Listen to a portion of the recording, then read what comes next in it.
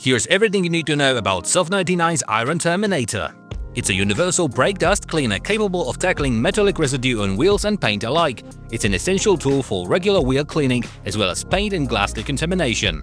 It's supremely safe compared to most products of this type, all thanks to pH-neutral, water-based formula that ensures it is safe for any surface, even waxed or coated. The product has undergone a makeover in 2026, new design for the front label, and on the back, clear instructions in multiple languages. Apply the product and wait for the spectacular bleeding effect, which signals that the metallic particles embedded in the surface are being dissolved. When tackling heavy grime, use a detailing brush or Soft99's Kamitore sponge. Reapply during the process if necessary. The thick consistency extends dwell time and slows down evaporation, but remember, never let the product dry out completely on the surface. Wait up to 3 minutes, then rinse it off.